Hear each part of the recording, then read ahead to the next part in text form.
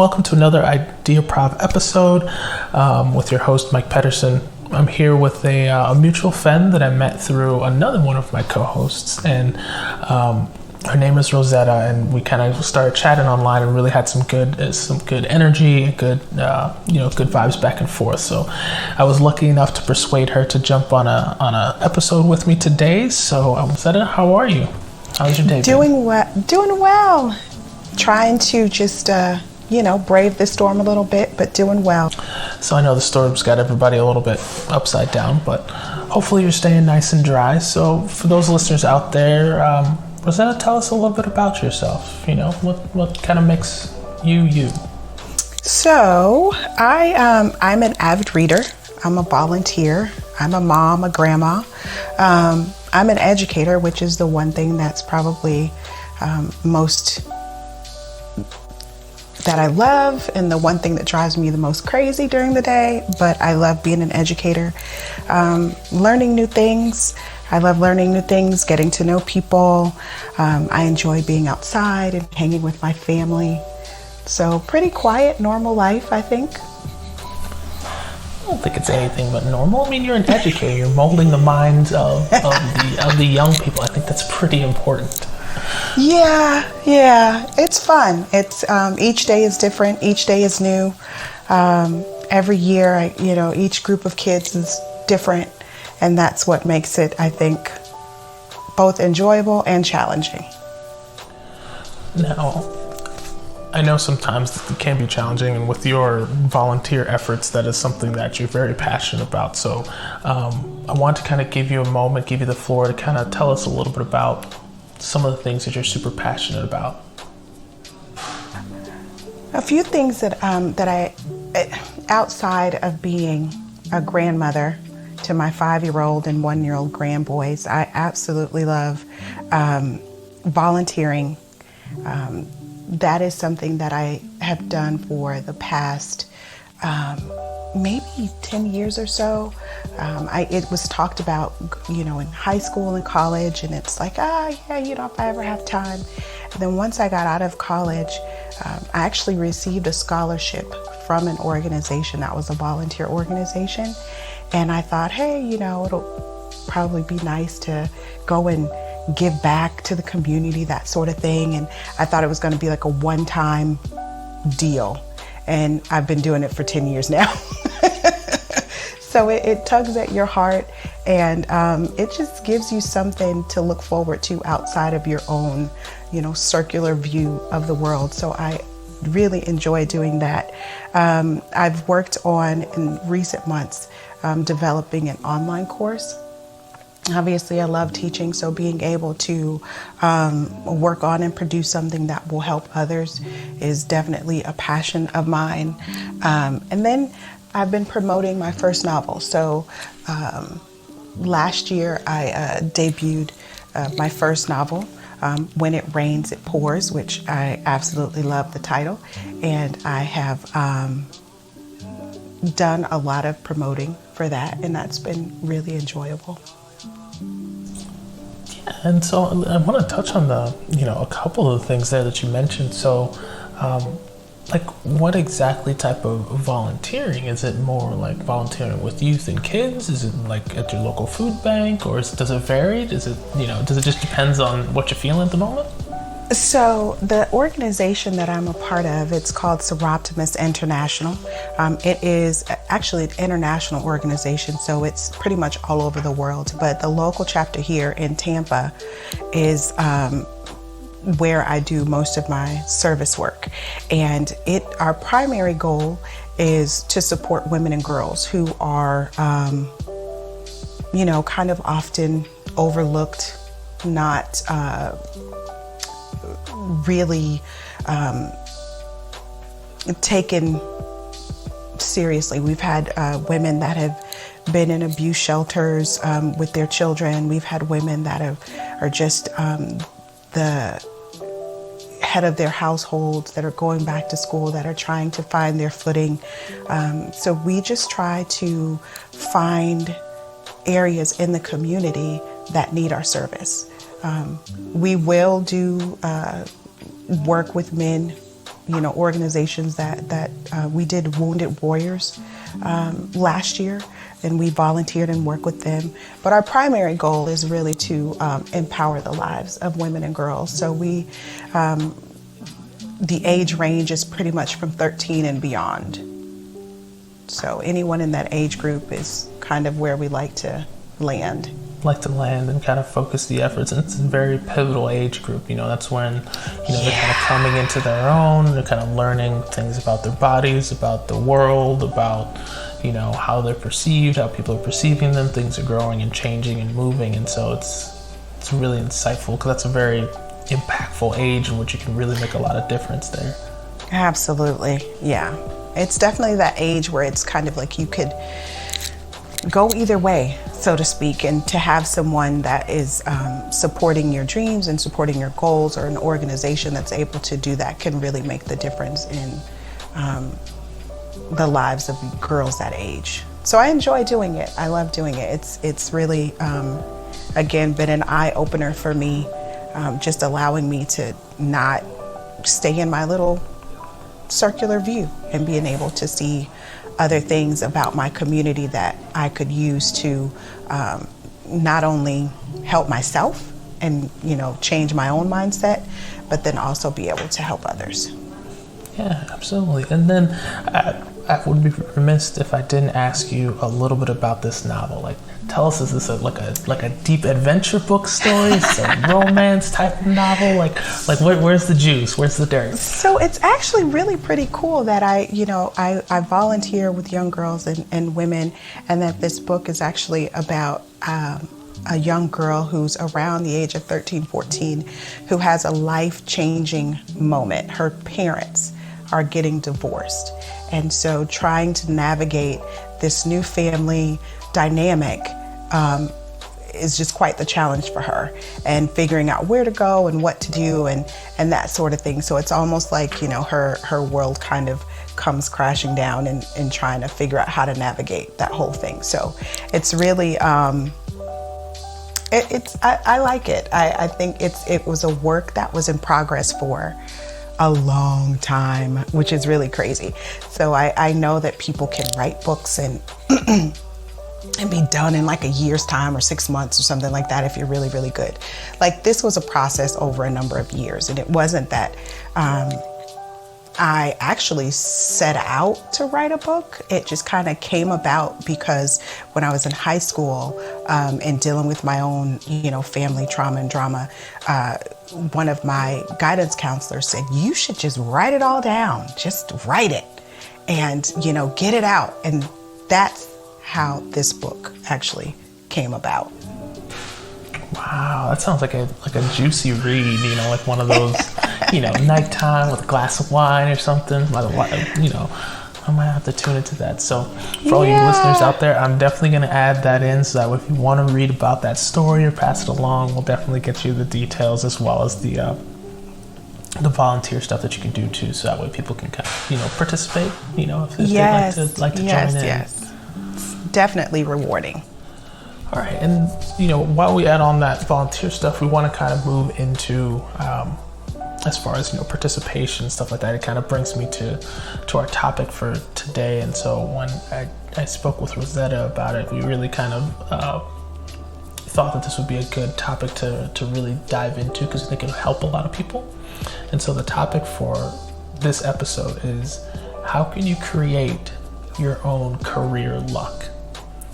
Now, my first initial thought with this is, I think you have to be open to how your career is going to, move, change, and then kind of find the different, characteristics or traits that you want to find in a career. Once you kind of identify what those things that you want to do, then you can go about pursuing that goal, right? So from that perspective, you could probably take it from the time in which you might be high school or college or somewhere in that range, is creating some type of platform of what you want to do. Now, it's difficult. Most people change majors in college and don't know what they want to do in their early 20s. But I think the first thing that you have to do is kind of experiment with different careers that you think you might want to get into. Does that seem like a reasonable starting place? Oh, absolutely. I think that you have to try different things in order to find your footing. One of the things that I know that as an educator, we often ask kids, well, what do you want to be when you grow up? And they go by what they see or they hear or they know or that they're familiar with, like a teacher, a lawyer, doctor, those sorts of things. But, speaking for myself, I had no idea that I wanted to be an educator. I had no idea that I was even good at this. And my son, when he was in second grade, had this horrible experience with one of his teachers. And I did everything that I could. I volunteered at the school, I volunteered at the classroom, and it just seemed like no matter what we did, she just would not let up on my kid. And at the time, I was going to school to be an advertising executive. I was going to make commercials. I was one of those kids that sang commercials. The moment one popped on television, I knew it word for word. It was like, yep, that's what I wanted to do with my life. And that one particular day when my son had an episode at school and I went to volunteer, I went home and I was literally in tears before I got home. And I remember sitting and talking with my dad and just telling him all of the things that we were going through and what I was trying to do as far as help my son and this teacher just kind of, work out their differences. Mind you, he was in second grade. He was like 8. And so my dad, being the sweet man that he is, he says to me, well, why don't you put your money where your mouth is? If you think you can do a better job than educators in schools right now, then how about you do it? And I thought I could do a better job. Like, don't tell me that I can't do something. Like, oh, you challenging me? Okay. And so I quickly changed my major to education. And that is how I became a teacher. But in doing that, I realized that educating others is really my passion. It's what I love to do. It's what I'm good at. It's like I've had many different jobs, many different career paths. But once I found education, I realized, okay, this is what I'm meant to do. And so, but even in that, and just like designing an online course, that gives me another avenue to be able to reach people in a different way. Writing a book is a completely different avenue of being able to do, something on that level. I have a blog.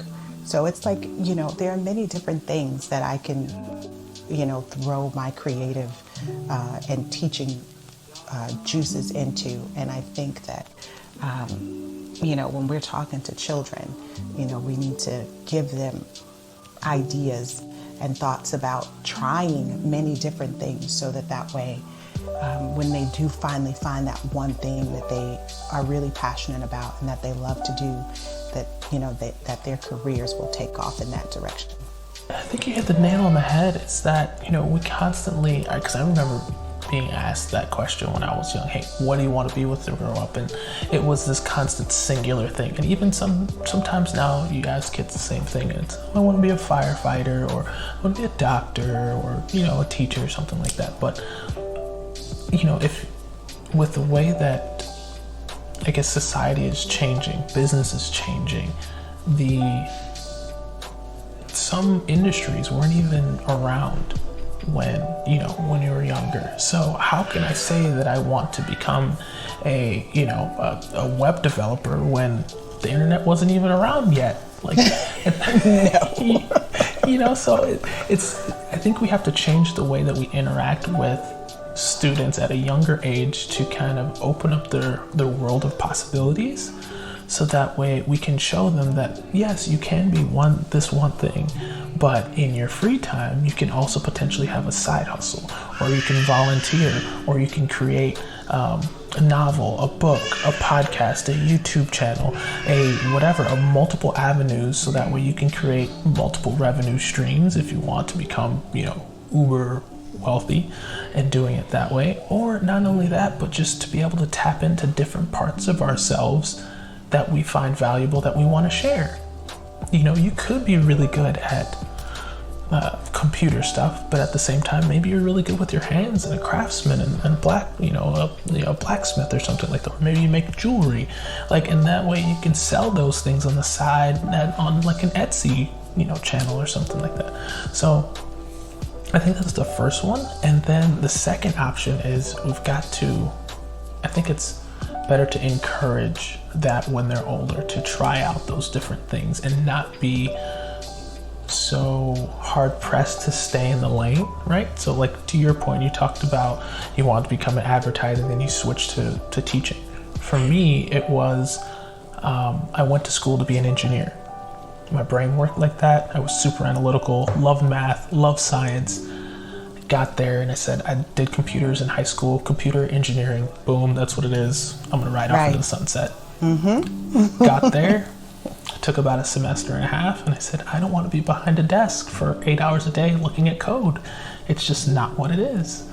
And then I got, went around to a couple different other types of engineering, and then I got to like economics and things started like lighting up for me.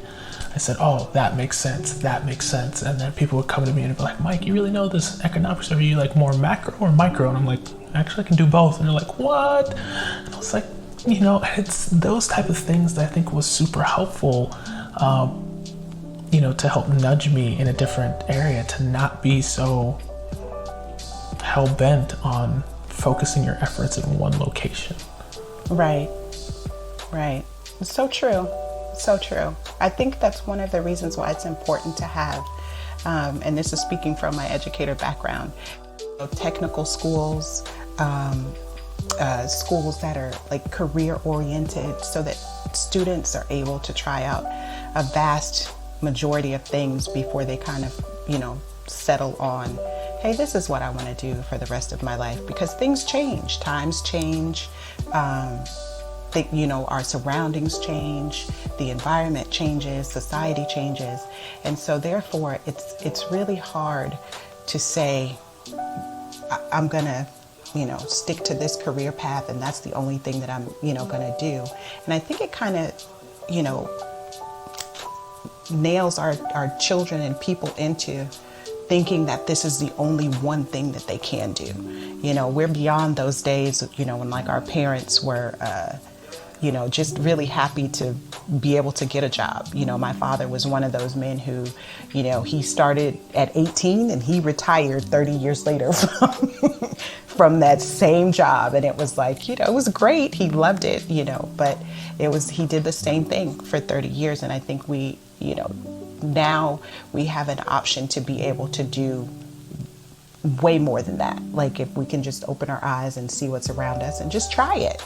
It's like you just never know. But then it's really weird how some careers kind of overlap, and you think, oh, if I do this one thing, like you were saying about, engineering, it's like, oh, I did this and it was like that one semester and I don't quite know, but then it kind of led you into, economics, and that kind of led you into other things. So it's, really a good thing to encourage people to try a variety of things before they kind of settle on one thing to call. Yeah, and I think you kind of touched on it, which was, kind of creating and following your passions in those areas, because, when you start, I guess, kind of dabbling in those areas of your interest, right? So maybe it's writing, could be podcasting, could be underwater basket weaving, horticulture, agriculture, growing your own plants or whatever. You start to create networks of people in those areas, right? So you start meeting people that maybe are all about plants, and you have your plant kind of group of people.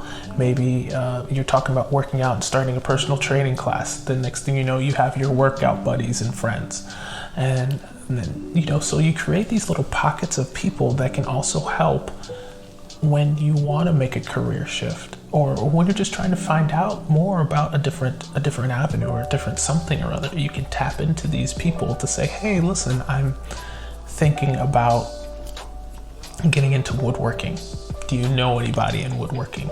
How does that, what do you do? What are the tools that you need? What are the skills that that required to kind of get into something like that. And then those people are they can help you out because they like talking about it too. And that creates a whole plethora of opportunities for people that I don't think that oftentimes they forget about. They go to their immediate circle, their friends and family. But then after that, they're kind of left without it. I think that's true. I think you're headed in the right direction with that it's very important to have those pockets and circles of friends, because you just never know who you may run into. I mean, think about us, it's like you knew Greta and Greta knew you, and she thought, hey, my friend would probably, you guys would probably have a lot in common, a lot to talk about, and here we are. You know what I mean? So it's like you just never know where those different career avenues and different pockets of friends will lead you. And definitely it opens up a lot of different avenues, and not just, business-wise or, career-wise, but personally. It gives you opportunities to see different things from a different vantage point, which could, make a world of difference in someone's life. Yeah. So I'm kind of interested to kind of get yourself as an educator, that perspective of, how people go about it. Or do you feel like they're going about it in a healthy way to try and grow their skill sets, as far as, maybe learning from a textbook and more formal education and kind of, advancing their skills in that area? Or is the experience a little bit more valuable in being able to open and broaden their horizons as to what's kind of possible? I think that, as far as education is concerned, it's unfortunate, but I think like the education system itself has some when it comes to being able to provide, students with different avenues of learning, trades or, different skills. I mean, we have, I want to say here in Tampa, one technical school. We have a variety of different high schools that cater to, different career choices like nursing or auto or engineering, things of that nature.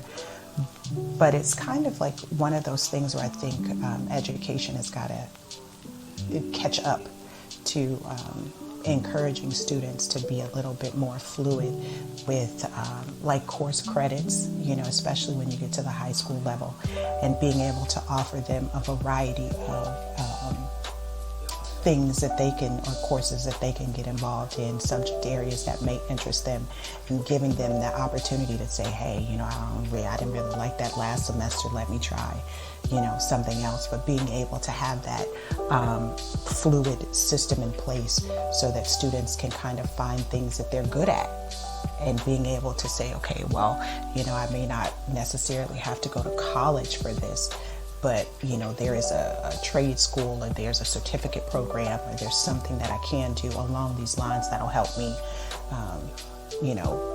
create the kind of life that I want to have and do the things that I'm passionate about. So I think the education system has a little catch up to do. It does have a little catch up to do. It's kind of a little bit antiquated. They want everybody to come out with the same thing. But I really want to touch on one of the points that you talked about, which is finding things that you're good at, right? And so not only is it finding things that you're good at, but using those to kind of fuel your fire moving forward as well.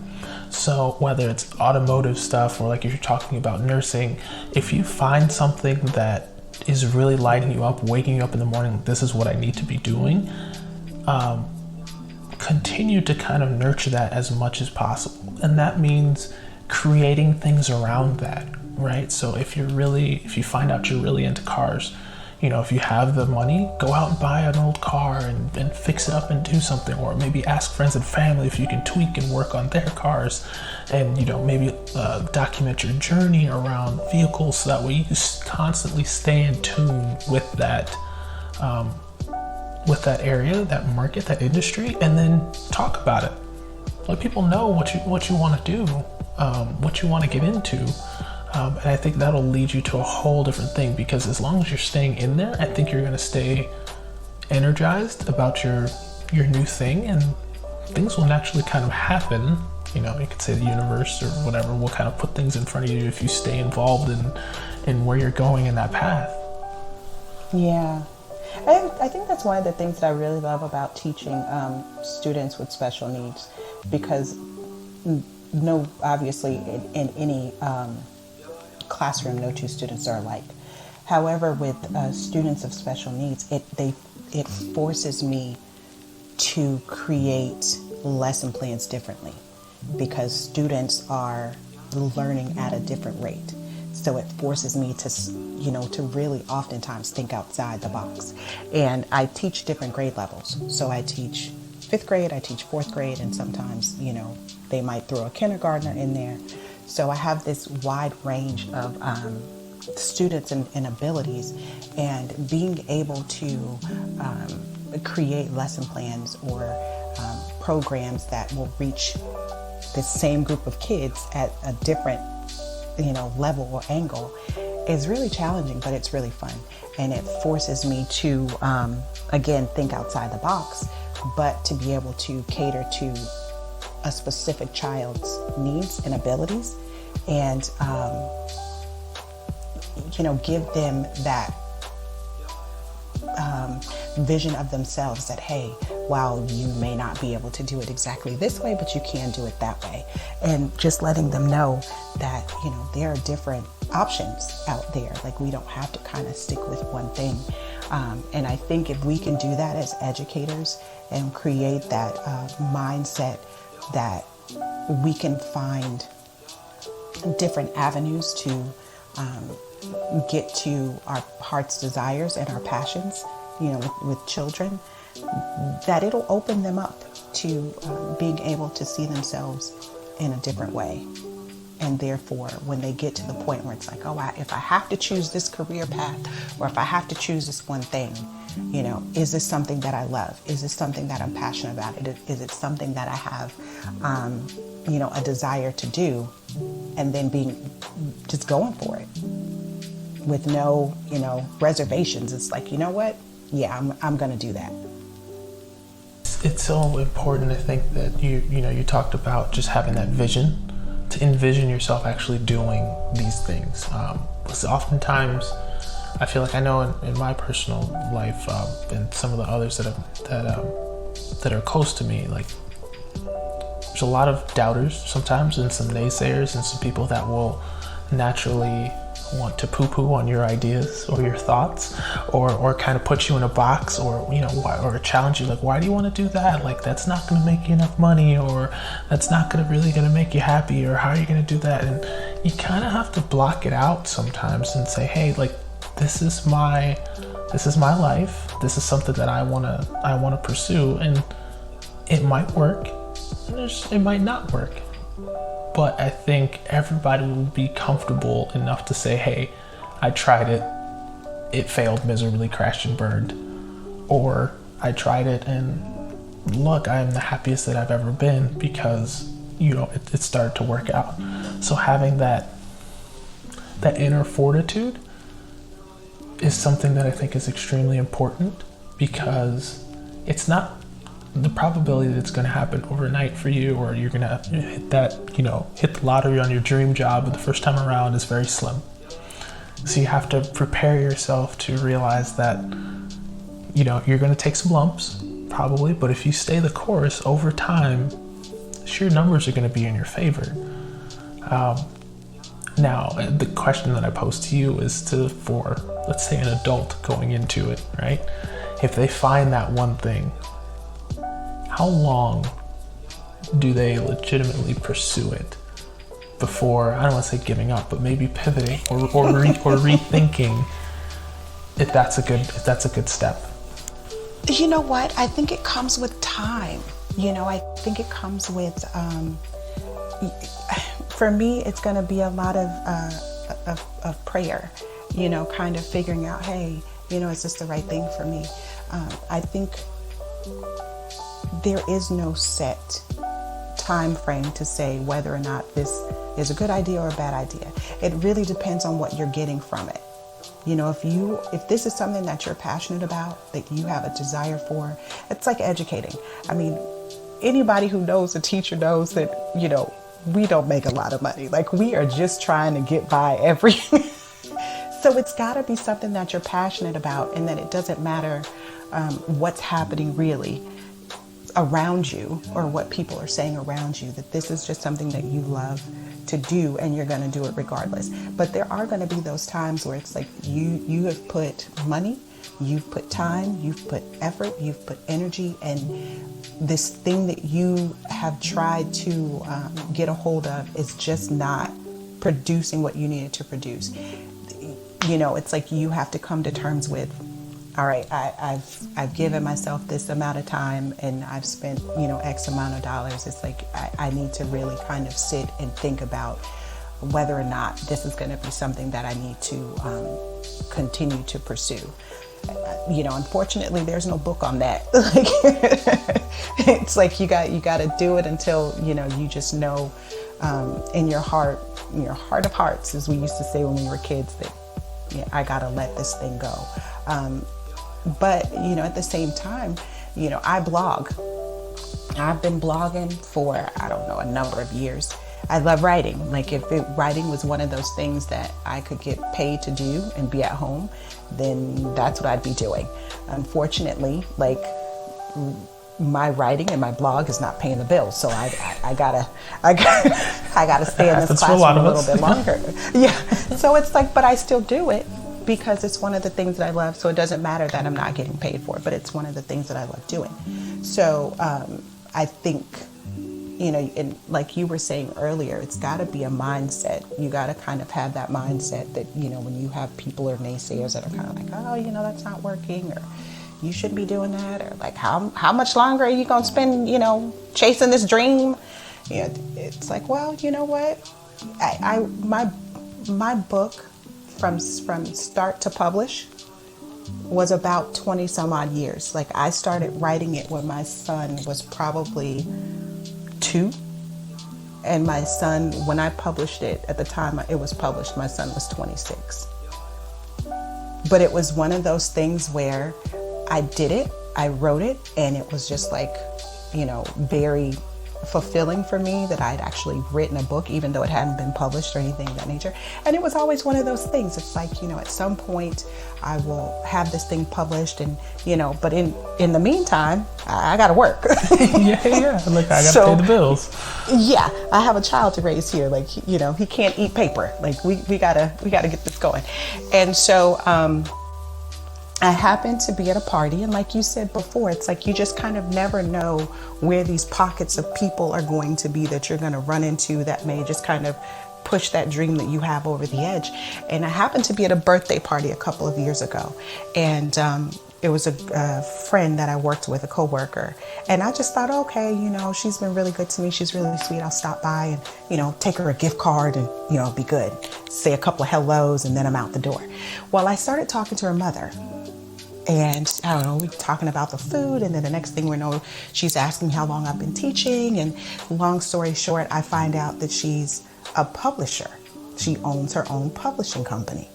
And joking, I was like, hey, you should publish my book. You know, it came out. And she says, send it to me. Really? I was like, okay. And so I sent it to her, and lo and behold, it took her a couple of months. She read it, she loved it, and she thought, I'm gonna publish your book. And I'm like, no way. And there you go. And here I am, a published author, doing something that I thought, you know, was only one of those things that, it could happen, it couldn't happen, you know, whatever.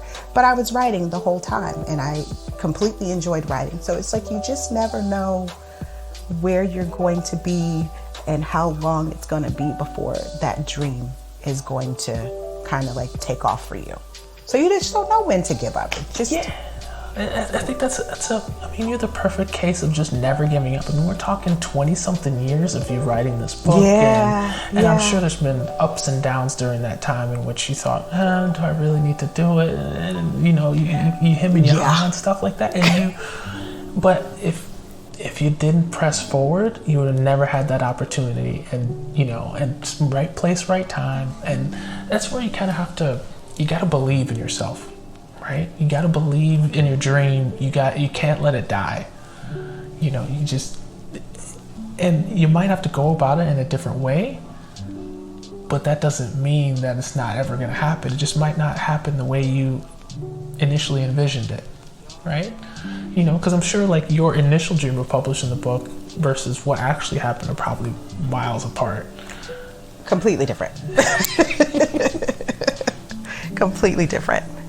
Yeah, but it also gives me a great opportunity when I'm talking to, like you were saying, this to just kind of never give up on your dream. When I'm talking to girls as I'm volunteering, you know, it gives me a story to kind of share with them about not giving up on your dream.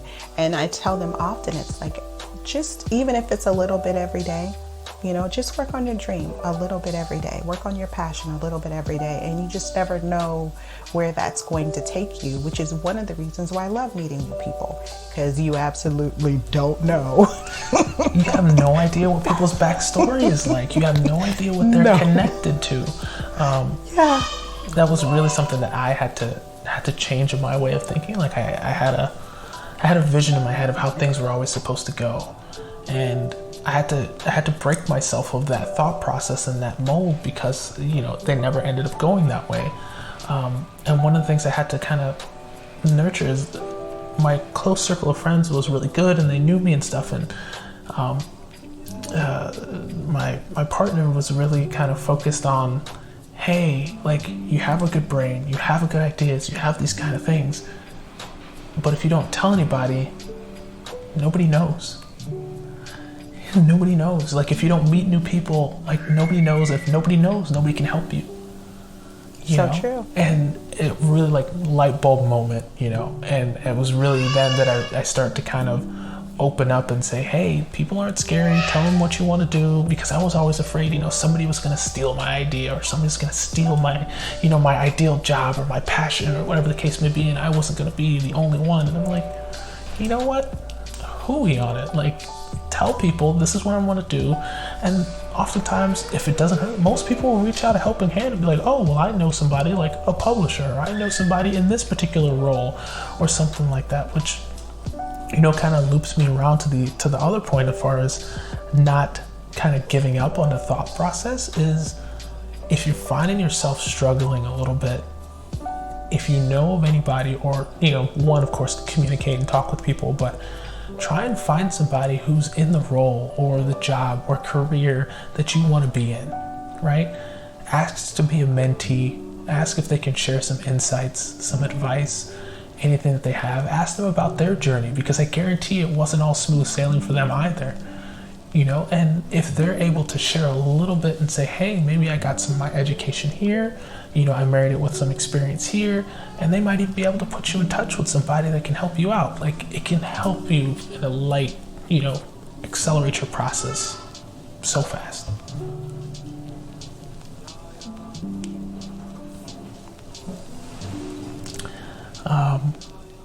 Yeah, it's just really remarkable, because I think of that process and it didn't occur for me for a while. And then once I started doing it, I realized there were so many people that could help out, and so many times in which, I don't want to say that I turned the other cheek or the wrong cheek, but I said, let me bury that. And I didn't say what I was supposed to say, or not supposed to say, but I didn't voice the things that I was supposed to probably voice in that moment that could have gotten me farther along than I had wanted to. It stings, because it feels like a little bit of regret, but also know that once you get over that, for me being an introvert, that's what kind of happens.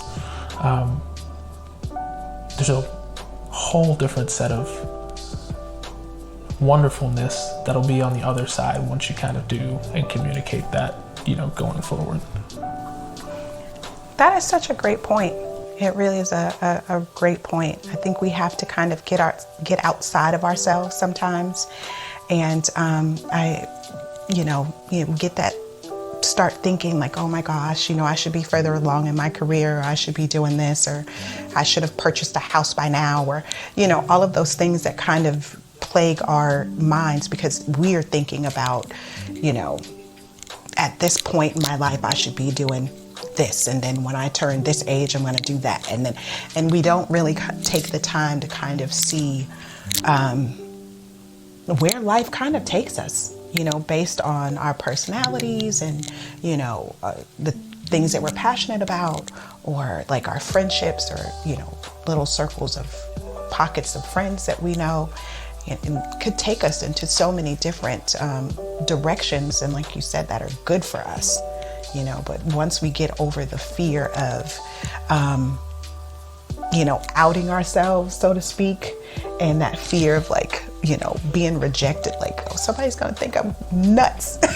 Yes, that's exactly it. It's that fear of rejection that it's difficult to get over. And you have to it's a fear of failure, right? It's the fear of failure that I think a lot of people are just generally have anxiety about, whether it's, a spouse or meeting new people, or, telling somebody about their job, or talking to their boss about, hey, I want to get into a different profession, or I want to try different things at my role. Is there an opportunity for me on the other side of the company that I can talk with? And, they're thinking that their boss is going to be like, oh, you're planning to leave, or whatever the case is. And the next thing you know, they're going to be, without a job, lose their house, live underneath a cardboard box underneath the bridge, and they go to this horrible, dark place. This horrible dark place. When oftentimes their boss is like, well, yeah, I was just talking, and they do need some help over in accounting. Like, let's get you some experience. Let's shadow somebody for a couple of weeks and see what happens. You have to be willing to voice that and not be afraid. I think the faster that we get over that fear, like you're talking about, like come to terms, like what is that fear going to do for me? Nothing. Like you almost have to overcome it. It's just going to hold you back. It's just going to hold you back. And it's like, what is more important, going forward? Right. It's that fear. Oh, I know. Oh, stinky fear. It's like, let's get beyond that. It's hard though. It's hard. Yeah, it is hard. And so I think, that fear, and then creating networks and pockets of people. So I think I want to be respectful. I think we got a lot of good, juicy kind of nuggets and stuff here. So let me roll these back and play them to you, and you just let me know if I missed anything. So when we're talking about how to best find our career luck, right? If you can see if you can force that luck. So first thing you want to do is you want to try different things to kind of iron out what you like to do, how you like to do it, and then don't be afraid to create different avenues for that luck.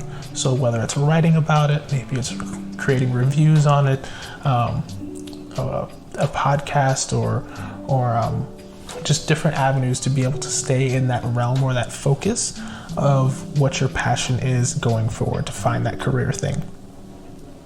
Once you have that, you want to start creating in that field. So whatever it is, create more content, create more avenues for you to be involved, whether it's groups, chats, hackathons, whatever it is that you can get exposure to that potential craft on a consistent basis.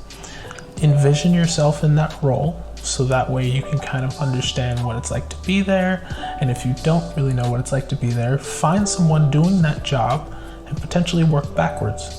Ask them for insights, ask them for advice. Maybe it's the education that they went to, the experience that they did, the places they went, the other people to talk to. Hold yourself to the process and the goals that you have versus the timeline of when those will arrive, because we have no control over that. And then last but not least is get used to quote unquote failing, or diving into it, or leaning into it, and realizing that the more that you press into the unknown, the things that you don't know, the better off you'll be. And then the last part is definitely communicate. So tell your family, tell your friends, tell whomever it is that once you have whatever it is that you want in sight, to lock it in, share it with them, because they'll know people who will know people, and create this compounding network of people that will be able to help you look for your next career goal or whatever. And based on that network of people, plus what you're already creating, that will naturally, potentially, serendipitously, such as in Rosetta's case, get her book published or whatever your goals might be going forward. Did I hit all of them? Right. I think you got them. Wonderful. Those are great. I think we got everything here. I think this is going to be a real good value to a lot of people who may be maybe stuck in their careers, just starting their careers, or could need a little bit of help progressing and finding their true passion, and make it easier for them to get up and go to work in the morning if they're liking what they're doing. So Rosetta, I gotta say thank you for jumping in and helping. I could have came up with some of these, but not nearly as many without your insight and expertise. So thank you so much for joining me on the show today. I'm really happy that you were able to provide great wisdom for us. Well, thank you for having me. This has been quite the experience, and it's been really fun chatting it up and throwing out ideas, and hopefully, with this we are able to help somebody, give a few good nuggets to someone to help them along their path and finding their career greatness. Wonderful. Yes, I couldn't agree more. So for all you listeners out there, if you found these tips useful, if you want to engage, you can always reach the show using the handle @Ideaprov at all of our social media handles. You can also hit our website at ideaprov.live, in which you'll soon see blog posts starting to come out, where you can kind of continue the conversation there. And don't worry, stay after the break for our Ideaprov Insight.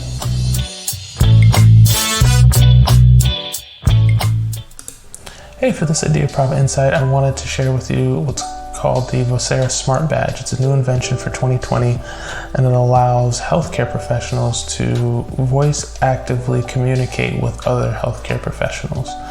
So it kind of looks similar to like a smartphone, except you can voice activate it and dial people. That's a whole lot easier. This allows people, especially in the age of the pandemic, to be able to communicate without removing, personal protective equipment. You don't have to pull off your gloves to grab your phone. The Ideaprov spin on this that I thought of was, imagine if this had a wide range. It could potentially communicate between EMTs and then also the emergency or trauma room centers. So that way they could get real-time information and be better prepared for when affected patients are coming into the hospital. Just kind of an interesting thought. Until next time.